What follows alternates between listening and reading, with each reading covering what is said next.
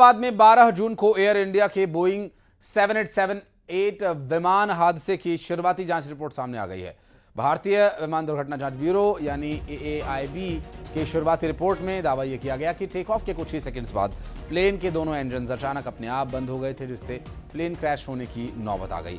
AAIB की report में विमान ने उड़ान भरते ही अपनी ताकत खो दी और उड़ान भरने के सिर्फ 32 सेकंड बाद ही हादसे का शिकार हो गया। इस दौरान उड़ान भरने के बाद विमान सिर्फ 0.9 नॉटिकल मील यानी लगभग 1.5 किलोमीटर यानी 1600 मीटर की दूरी ही तय कर पाया था। और रिपोर्ट में बताया गया कि हादसा दोपहर 1:39 पर हुआ और जब विमान अहमदाबाद के BJ मेडिकल कॉलेज की हॉस्टल की छत पर जा गिरा था।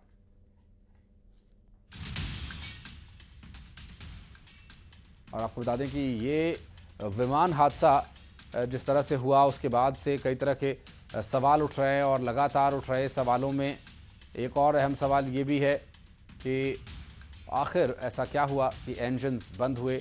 और जो बातें कही जा रही हैं कि फ्यूल स्विच बंद हो जाने की वजह से ये हादसा हुआ या फिर कोई और कारण था, फ्यूल स्विच किया गया या फिर वो स्वतः हुआ, कोई और गड़बड़ी थी, कोई और टेक्निकल प्रॉब्लम थी, ये सभी विषय फिलहाल जांच के हैं।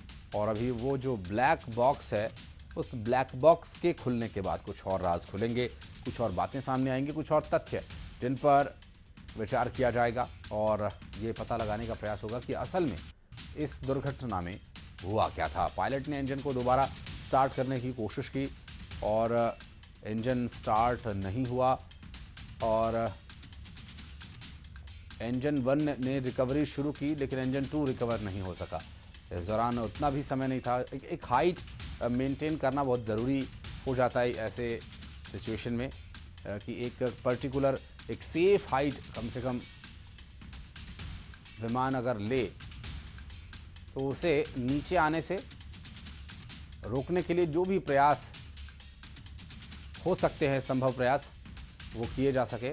और इस पूरे मामले पर जो अब तक रिपोर्ट सामने आई है उस रिपोर्ट में ये बात कही जा रही है कि जो पूरा इंजन का सिस्टम है वो इंजन एकदम बंद हो जाने की वजह से बाधित हो गया था, बंद हो गया था, पावर कट हो गई थी। और अब बढ़ते हैं आगे। अहमदाबाद प्लेन हादसे के 1 महीने बाद शुरुआती जांच रिपोर्ट सामने आई जिसमें टेक ऑफ के तुरंत बाद एक एक करके दोनों इंजन के बंद होने की बात सामने आई। इस दौरान कॉकपिट की रिकॉर्डिंग से ये पता चला कि एक पायलट ने दूसरे से पूछा था कि क्या तुमने इंजन बंद किया, दूसरे ने जवाब दिया नहीं। तो वॉइस रिकॉर्डिंग भी हुई है और जिसे CVR कहते हैं, कॉकपिट वॉइस रिकॉर्डर, जिसमें ये आवाज़ दर्ज होती है और कॉकपिट में होने वाली हर हलचल, हर गतिविधि, हर आवाज़ की इसमें ऑडियो रिकॉर्डिंग होती है, जिससे कि विमान में क्या किसने आदेश दिया, किसने क्या रिस्पॉन्ड किया, इसके बारे में पूरी क्रिस्टल क्लियर जानकारी होती है। और हादसे से पहले विमान का आखिरी जो सिग्नल है वो 190 मीटर की ऊंचाई पर मिला था, जो उड़ान भरने के तुरंत बाद आया था। और विमान ने 12 जून की दोपहर 1:39 पर रनवे 23 से उड़ान भरी थी। और उड़ान भरने के बाद विमान के पायलट ने एयर ट्रैफिक कंट्रोलर को मेडे कॉल इमरजेंसी मैसेज ये भेजा था, लेकिन इसके बाद कोई जवाब नहीं मिला।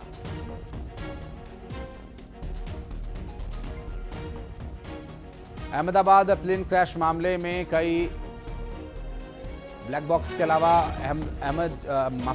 अहम चीजें हैं जिससे बरामद किया गया, जिसमें विमान का फ्लैप, हैंडल, लीवर और लैंडिंग गियर भी शामिल है। और इसके साथ ही फ्यूल कंट्रोल स्विच और थ्रस्ट लीवर भी मिला है, जिनकी अब जांच की जा रही है।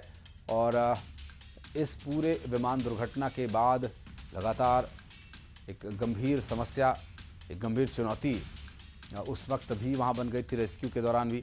हालांकि तुरंत जो प्लेन गिरा तो सभी जो यात्री थे, एक एक्सेप्शन को छोड़कर बाकी सभी यात्री और क्रू मेंबर्स इसमें मारे गए, क्योंकि जो प्लेन था वो लंदन जाने वाला था। एक लंबी फ्लाइट, एक लंबी उसे फ्लाई करनी थी और इस फ्लाई के चलते जो फ्यूल था वो पूरी तरह से प्लेन में भरा हुआ था। और जैसे ही, क्योंकि हाईली फ्लेमेबल होता है और उच्च गुणवत्ता का ये फ्यूल होता है जो विमान उड़ाने के लिए इस्तेमाल किया जाता है, ऐसे में विमान गिरते ही वो भस्म हो गया।